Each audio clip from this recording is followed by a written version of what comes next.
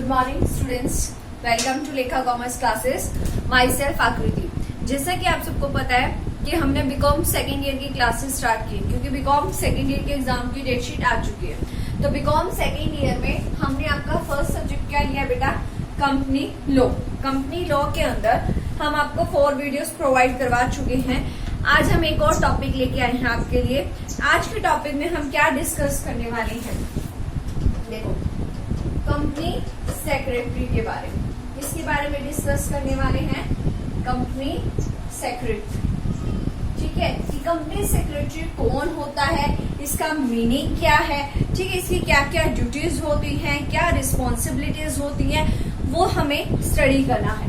तो company secretary की statutory duties and और क्या पढ़ेंगे हम? इसकी रिस्पॉन्सिबिलिटीज। ठीक है, हिंदी में देखिए तो जो कंपनी सचिव है आपका, कंपनी सचिव के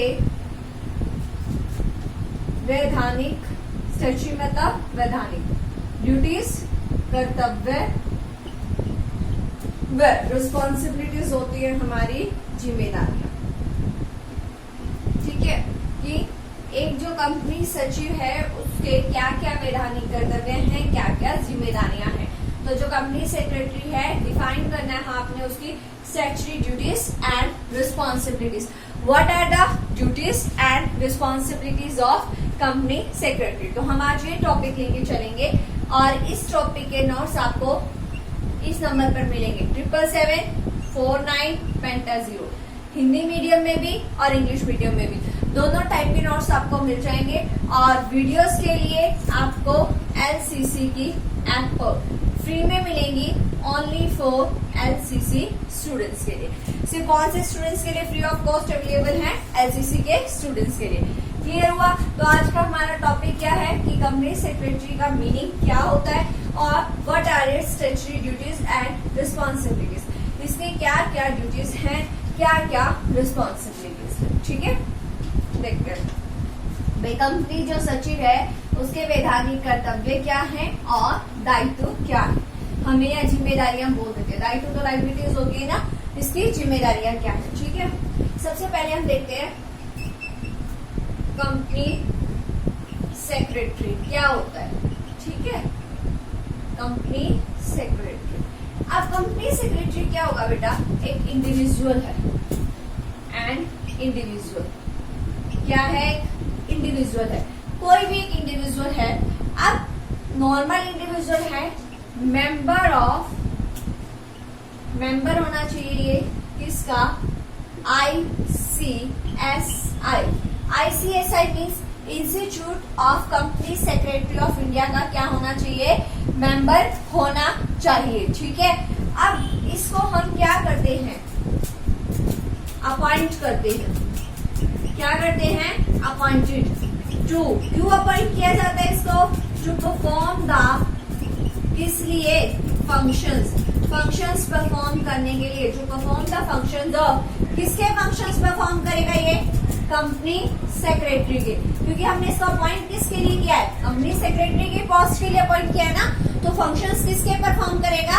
कंपनी सेक्रेटरी के फंक्शंस को परफॉर्म करेगा। ठीक है, कंपनी सेक्रेटरी एक इंडिविजुअल है जो मेंबर होना चाहिए किसका? ICSI का।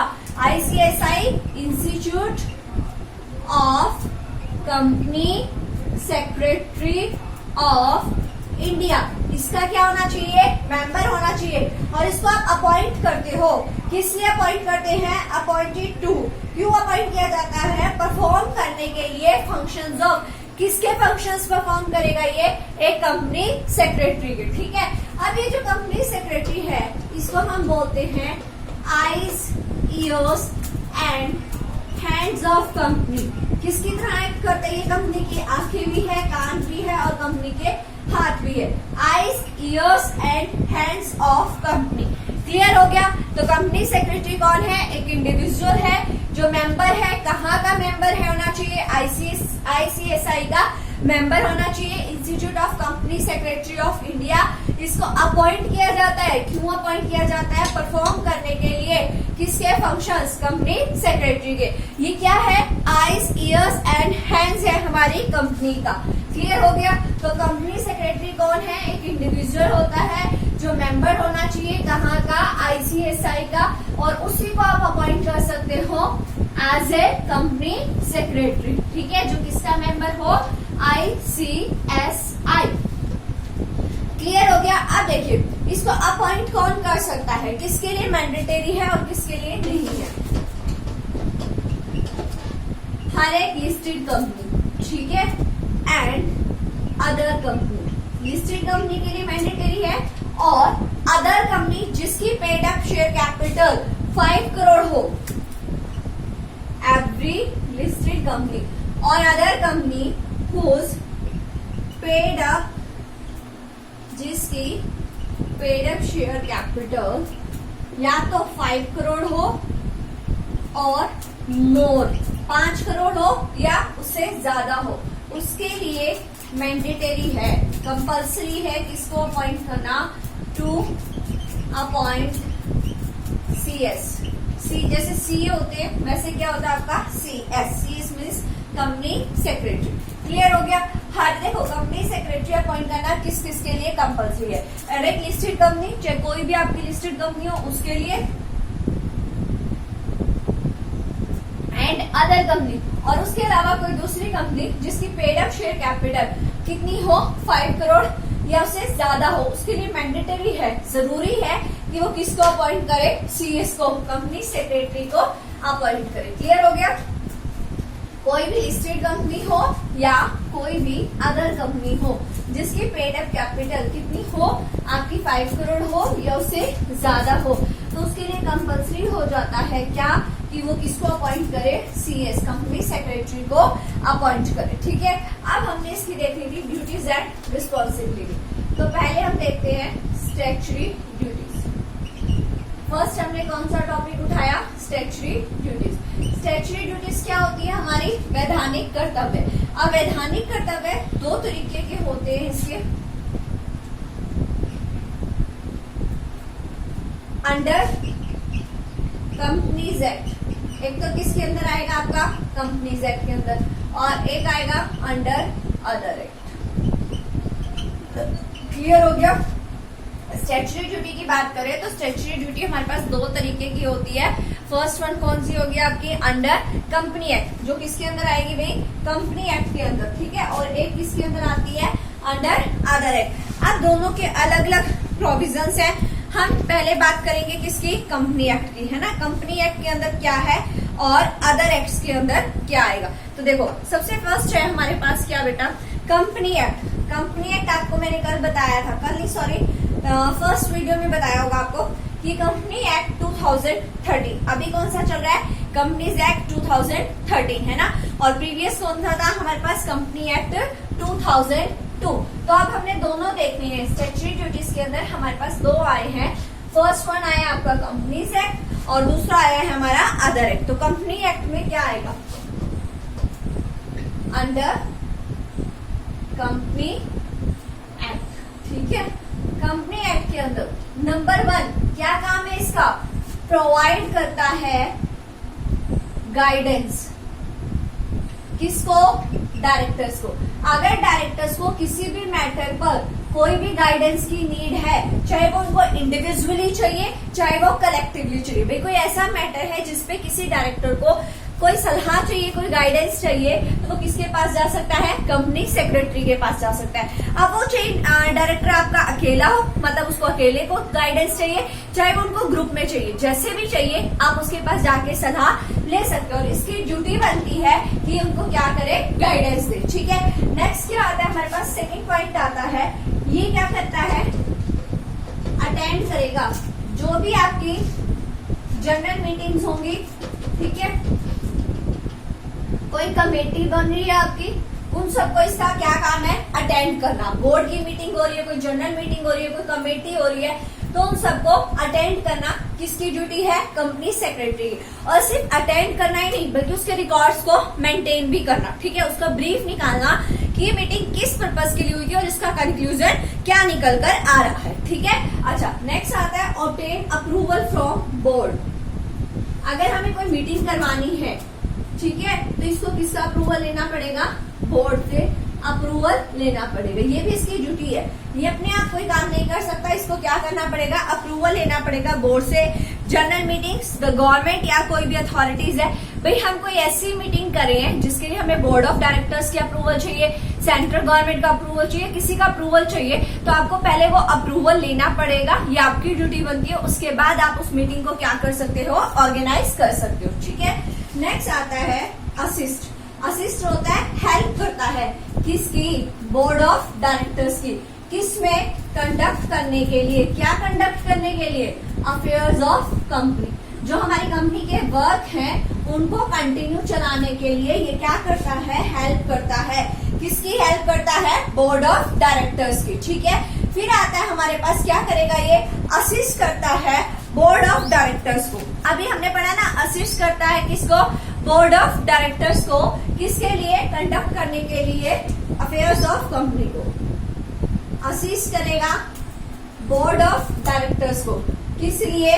गुड कॉर्पोरेट गवर्नेंस के लिए। ठीक है, गुड कॉर्पोरेट गवर्नेंस। क्लियर हो गया? ये क्या करता है? बोर्ड ऑफ डायरेक्टर्स की हेल्प करता है, किसके लिए? इंश्योर करने के लिए कि हमारे पास यहाँ पर कौन सा कॉर्पोरेट गवर्नेंस है? गुड कॉर्पोरेट गवर्नेंस हो रहा है। ठीक है, फिर क्या करता है? डिस्चार्ज करेगा ड्यूटीज को, अदर ड्यूटीज। अगर कोई भी बोर्ड इसको कोई ड्यूटी देता है फ्रॉम टाइम टू टाइम, तो ये उसको डिस्चार्ज करेगा। ठीक है, डिस्चार्ज अदर ड्यूटीज। क्या डिस्चार्ज करेगा? कौन सा काम करेगा? अदर ड्यूटीज को जो असाइन हुई है बाय बोर्ड। ठीक है, या फिर एक और लास्ट पॉइंट है आपका, डिस्चार्ज करेगा अदर ड्यूटीज को। कहां से आई है? As per company act. ठीक है, या कंपनी एक्ट के प्रोविजंस के अकॉर्डिंग है। क्लियर हो गया? तो ये थी हमारी स्टैट्यूटरी ड्यूटीज। स्टैट्यूटरी ड्यूटीज में हमने पढ़ा हमारे पास दो टाइप की स्टैट्यूटरी ड्यूटीज आएंगी, एक आएगी अंडर कंपनीज एक्ट और एक आएंगी अंडर अदर्स एक्ट, है ना। तो हमने फर्स्ट लिया था अंडर कंपनीज एक्ट। अब कंपनीज एक्ट में सबसे पहला काम है इसका कि गाइडेंस देगा, सलाह देगा। कोई भी आपको डायरेक्टर है, उसको कोई गाइडेंस की जरूरत है तो इससे आके ले सकता है, इंडिविजुअली भी ले सकता है और कलेक्टिवली भी ले सकता है। फिर जो भी आपकी जनरल मीटिंग्स, कमेटी, कोई भी मीटिंग हो रही है तो उसको अटेंड करेगा, साथ साथ उसका रिकॉर्ड भी मेंटेन करेगा। मिनट्स सुनिए ना, मिनट्स क्या होते हैं? मीटिंग्स का एक ब्रीफ ओवरव्यू रखना। अच्छा, ऑब्टेन करेगा अप्रूवल फ्रॉम बोर्ड से या सेंट्रल गवर्नमेंट से। अगर कोई मीटिंग करवानी है तो उसके लिए अगर आपको अप्रूवल की जरूरत है तो ये अप्रूवल भी लेगा। असिस्ट करता है बोर्ड ऑफ डायरेक्टर्स को, किसके लिए? कंडक्ट करने के लिए अफेयर्स ऑफ कंपनी को। असिस्ट करेगा बोर्ड ऑफ डायरेक्टर्स को, किस लिए? इंश्योर करने के लिए गुड कॉर्पोरेट गवर्नेंस। असिस्ट कर डिस्चार्ज करता है कोई ड्यूटीज है जो इसको बोर्ड ऑफ डायरेक्टर्स ने असाइन की है, या डिस्चार्ज करेगा other duties as per companies act. ठीक है, या as per provisions of companies act. Clear हो गया? तो ये तो थी हमारी ड्यूटीज किसके अकॉर्डिंग? अंडर कंपनीज एक्ट, है ना। अब दूसरा है हमारे पास क्या था? Under other act. Other act में हमारे पास दो तरह के एक्ट आएंगे, देखो कौन कौन से। एक आएगा आपका income tax act, under income tax act. एक आएगा अंडर इंडियन स्टैम्प एक्ट। ठीक है, देखो नेक्स्ट था हमारे पास क्या भाई? अदर एक्ट, है ना। अदर एक्ट में दो थे। फर्स्ट था हमारे पास इनकम टैक्स, सेकंड था इंडियन स्टैम्प। दो एक्ट है, पहला कौन सा है? इनकम टैक्स एक्ट, और दूसरा कौन सा है? आपका Indian tax act, Indian stamp act. अब पहले की बात करते हैं इनकम टैक्स के अंदर। इनकम टैक्स के अंदर जो सीएस है, कंपनी सेक्रेटरी है, वो क्या होता है? हमारा प्रिंसिपल ऑफिसर होता है। किसका? कंपनी का। तो इसको ये इंश्योर करना होगा कि जो आप टैक्स पे कर रहे हो वो प्रॉपरली पे कर रहे हो। जितनी अमाउंट में होना चाहिए था उतनी अमाउंट का पे कर रहे हो, प्रॉपरली आपका प्रॉपर टैक्स डिडक्ट हो रहा है। ठीक है, सेकंड आता है इंडियन स्टैम्प एक्ट। अब इंडियन स्टैम्प एक्ट क्या कहता है कि कंपनी सेक्रेटरी क्या है? प्रिंसिपल ऑफिसर है। क्या है? Principal officer. तो इसको ये देखना होगा कि जो भी डॉक्यूमेंट्स हैं, डॉक्यूमेंट्स लाइक किसकी तरह, शेयर सर्टिफिकेट है, डिबेंचर सर्टिफिकेट है, या कोई भी अदर इंपॉर्टेंट डॉक्यूमेंट है जैसे लेटर ऑफ अलॉटमेंट है, तो उन सब पर वो प्रॉपरली क्या होने चाहिए, स्टैंप्ड होने चाहिए, स्टैंप्ड प्रॉपरली, क्या होने चाहिए, प्रॉपरली स्टैंप्ड होने चाहिए। क्लियर हो गया।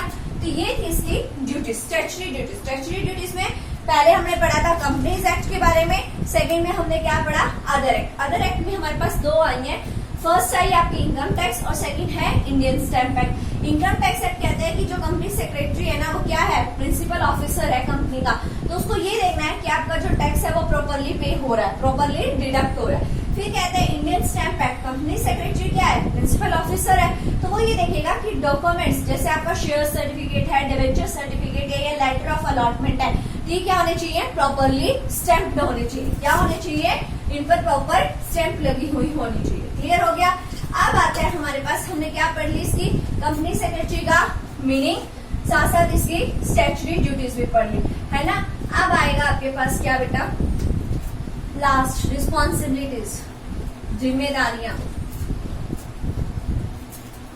देखो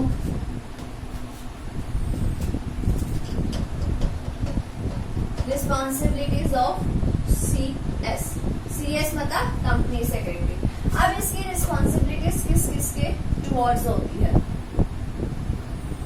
देखिए, टुवर्ड्स डायरेक्टर्स, किसके लिए होगी, डायरेक्टर्स के लिए, ठीक है। नंबर 1 पर आते हैं हमारे पास directors. Second, towards managerial personnel, जो भी आपके मैनेजमेंट के काम कर रहे हैं उनके लिए, ठीक है। थर्ड आएगी टुवर्ड्स शेयर होल्डर, किसके, शेयर होल्डर्स के लिए।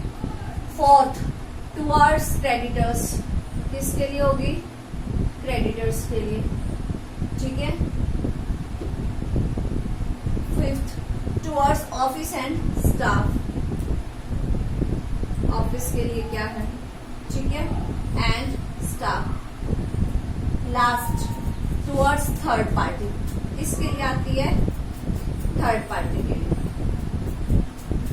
क्लियर हो गया। तो ये है हमारी responsibilities of company secretary. Company secretary की रिस्पॉन्सिबिलिटी में सबसे पहले किसकी आई, डायरेक्टर्स की, फिर मैनेजरियल पर्सनल के लिए, फिर किसके लिए, शेयर होल्डर्स के लिए, क्रेडिटर्स के लिए, ऑफिस एंड स्टाफ के लिए, एंड टुवर्ड्स थर्ड पार्टी।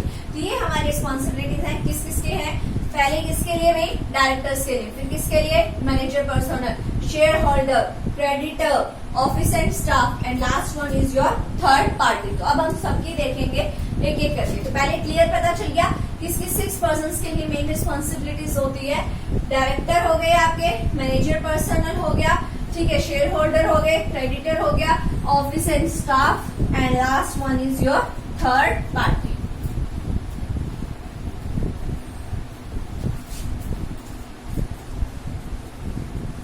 देखो बेटा, नंबर वन हम किसकी बात कर रहे हैं, डायरेक्टर्स की। टुवर्ड्स डायरेक्टर्स, फर्स्ट ड्यूटी क्या होती है डायरेक्टर्स के लिए, प्रोवाइड गाइडेंस। इसका काम है उनको गाइडेंस देना। अगर किसी भी मैटर पे उनको गाइडेंस की नीड है, चाहे वो इंडिविजुअली हो चाहे वो कलेक्टिवली हो, तो ये उनको क्या करेगा, गाइडेंस देगा, ठीक है। प्रोवाइड इंफॉर्मेशन, उनको इंफॉर्मेशन देगा फॉर कंडक्टिंग, ताकि आप अपनी कंपनी का प्रॉपर मैनर में चला सको, ठीक है। एडवाइस करेगा डायरेक्टर्स को, उनको क्या करता है, एडवाइस करता है, एडवाइस करेगा किसको, डायरेक्टर्स को। क्लियर हो गया। फर्स्ट हमने पढ़ा, गाइडेंस देता है, इंफॉर्मेशन देगा, साथ साथ डायरेक्टर्स को एडवाइस करेगा, मेंटेन करेगा ऑल फाइल्स, जितनी भी फाइल्स हैं उन सब फाइल्स को मेंटेन करेगा ऑन बिहाफ ऑफ डायरेक्टर्स। किसके बिहाफ पे, डायरेक्टर्स के बिहाफ, ठीक है। Maintain all files on behalf of directors. Clear हो गया, यहां तक आ गया। फिर लास्ट आता है आपका इंटरप्ट एंड एग्जीक्यूट करेगा पॉलिसी को,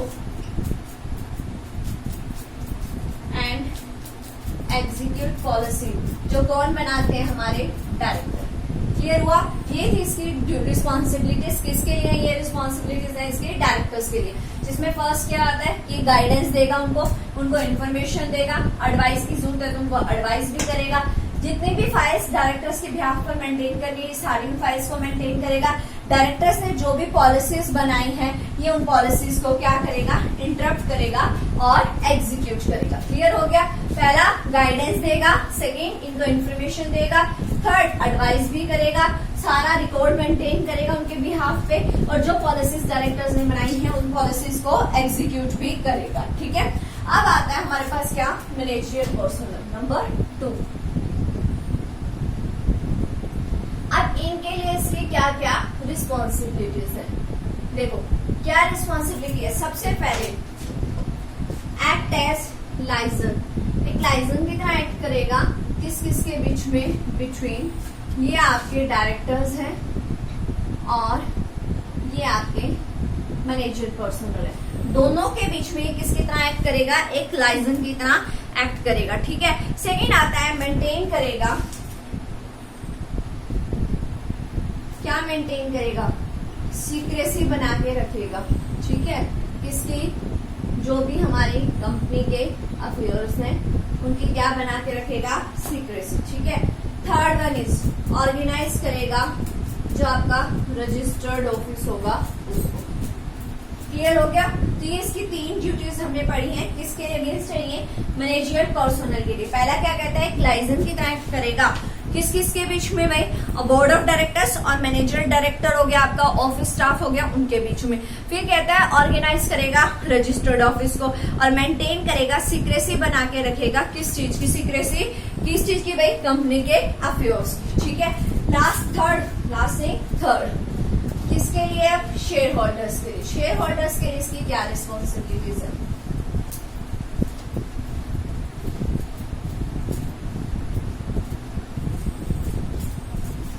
देखो शेयर होल्डर्स के लिए क्या रिस्पॉन्सिबिलिटीज आती है?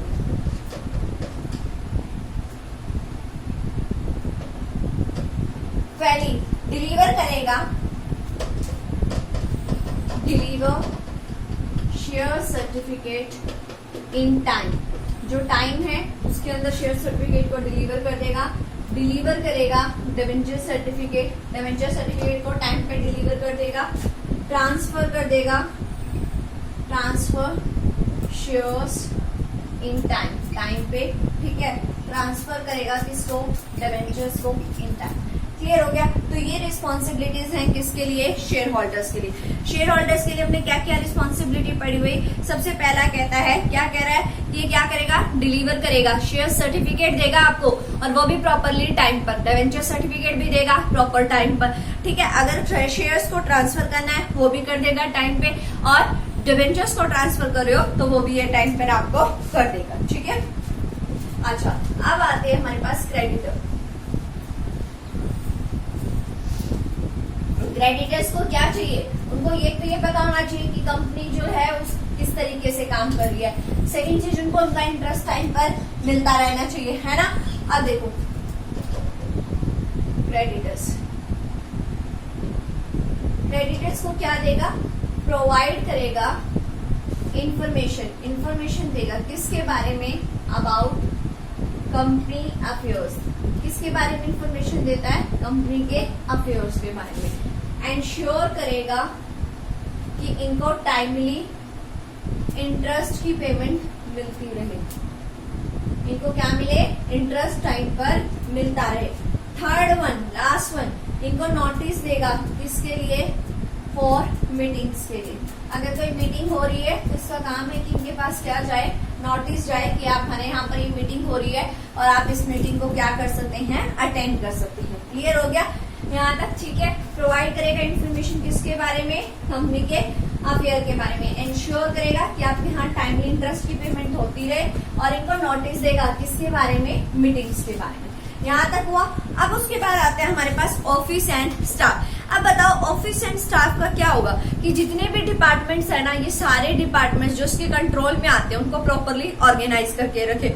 सेकेंड चीज कहता है कि वहां पर प्रॉपर रिक्रूटमेंट होती रहे, सिलेक्शन होता रहे, ट्रेनिंग होती रहे, ठीक है। थर्ड पॉइंट आता है कि वहां पर प्रॉपरली आपकी जो स्टेशनरी वगैरह है वो अवेलेबल रहे, जितने भी डिपार्टमेंट है ऑफिस के वो क्या रहे, इक्विप्ड रहे। समझ आ गया।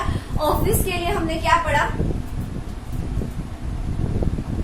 नंबर 1, जितने भी इसके पास डिपार्टमेंट है जो इसके कंट्रोल में आते हैं वो प्रॉपरली ऑर्गेनाइज रहने चाहिए, वहां पर प्रॉपर सिलेक्शन, रिक्रूटमेंट, ट्रेनिंग होनी चाहिए, स्टेशनरी सबके पास होनी चाहिए, हर एक डिपार्टमेंट जो है ऑफिस का वो प्रॉपरली इक्विप्ड होना चाहिए, ठीक है। लास्ट आता है हमारे पास क्या, थर्ड पार्टी। अब थर्ड पार्टी जो हमारे बिजनेस के अंदर नहीं होती, जिनका हमारे बिजनेस से रिलेशन तो है बट डायरेक्ट नहीं है, तो इनके साथ कांस्टेंट टच में रहना। इनके साथ क्या करेगा, ये लगातार टच में रहेगा और इनको इन्फॉर्म करता रहेगा कि हमारी कंपनी के क्या क्या अफेयर्स है, ठीक है। प्रोवाइड करेगा एक्सप्लेनेशन एंड क्लैरिफिकेशन भी देगा, अगर उनकी कोई क्वेरी है तो उसके रिगार्डिंग इनको एक्सप्लेनेशन भी देगा और उनको क्लैरिफिकेशन भी देगा। उनके साथ क्या रहेगा, हॉनेस्ट रहेगा, remain honest with them regarding कोई भी सेटलमेंट करनी है, ठीक है। थर्ड पार्टी में हमने क्या पढ़ा, being constant touch with them, उनके साथ कंटिन्यू रेगुलर टच में रहेगा, उनको कोई भी क्वेरी है तो उसको सुनेगा, उसको अच्छे से क्लैरिफाई करेगा। थर्ड वन इज उनके साथ हॉनेस्ट रहेगा जब भी आपको उनको कोई पेमेंट करनी है। क्लियर हुआ। तो ये थी हमारे पास रिस्पॉन्सिबिलिटीज, जिसमें हमने पढ़ी, फर्स्ट पढ़ी थी डायरेक्टर्स के लिए, भी डायरेक्टर्स के लिए हमारी क्या रिस्पॉन्सिबिलिटीज है, फिर मैनेजरियल स्टाफ के लिए क्या रिस्पॉन्सिबिलिटी है, शेयर होल्डर्स के लिए उनको शेयर सर्टिफिकेट टाइम पर मिलना चाहिए, शेयर्स इजीली ट्रांसफर कर सके वो लोग, है ना। उसके बाद हमने पढ़ा क्रेडिटर्स को टाइम पर पेमेंट मिलनी चाहिए, कंपनी के अफेयर्स के बारे में पता होना चाहिए। नेक्स्ट आया हमारे पास ऑफिस एंड स्टाफ, तो जितने भी डिपार्टमेंट इसके अंडर आते हैं वो प्रॉपरली इक्विप्ड होने चाहिए, उनके पास प्रॉपरली वेल ऑर्गेनाइज होने चाहिए, प्रॉपर स्टेशनरी होनी चाहिए, उनका एक जो सिलेक्शन का मेथड है वो प्रॉपर रिक्रूटमेंट हो, प्रॉपर सिलेक्शन हो, ठीक है। थर्ड पार्टी के लिए कहते हैं कि being constant touch with them, हम उनके साथ लगातार टच में रहे, ठीक है। अगर उनकी कोई भी क्वेरी है तो उसको एक्सप्लेन करना, उसकी क्लैरिफिकेशन करना, उनको सेटिस्फाई करना रिगार्डिंग देयर क्वेरी, और उनके साथ हॉनेस्ट रहना है, ठीक है। हमें क्या रहना, उनके साथ हॉनेस्ट रहना है। तो कंपनी सेक्रेटरी क्या है, एक इंडिविजुअल होता है जो मेंबर होगा किसका, ICSI, क्या, institute of company secretary of India का, और उसी को आप अपॉइंट कर सकते हो, किस लिए, कि वो हमारी कंपनी में फंक्शंस परफॉर्म करे, किसके, कंपनी सेक्रेटरी के। हर एक लिस्टेड कंपनी के लिए कंपल्सरी है कि वो कंपनी सेक्रेटरी को अपॉइंट करे, बट अगर कंपनी लिस्टेड नहीं है तो अगर उसकी पेड अप कैपिटल 5 करोड़ या उससे ज्यादा है तो उसके लिए कंपल्सरी है कि वो किसको अपॉइंट करे, CS को अपॉइंट करे। स्टैट्यूटरी ड्यूटीज पढ़ी हमने अंडर कंपनीज एक्ट और under other act. Other act में हमने 2 एक्ट पढ़े, एक इनकम टैक्स एक्ट था और एक आपका इंडियन स्टैम्प एक्ट। उसके बाद हमने क्या पढ़ी है, इसकी रिस्पॉन्सिबिलिटी, ठीक है। तो ये आपका आज का टॉपिक कंप्लीट हो गया और इस टॉपिक के नोट्स 77749 पेंटा 0 हिंदी मीडियम और इंग्लिश मीडियम दोनों में आपको मिल जाएंगे, और वीडियोस के लिए आप LCC की ऐप को डाउनलोड कर सकते हैं, ठीक है। वहां LCC के स्टूडेंट्स के लिए classes free of cost available है। Okay, thank you.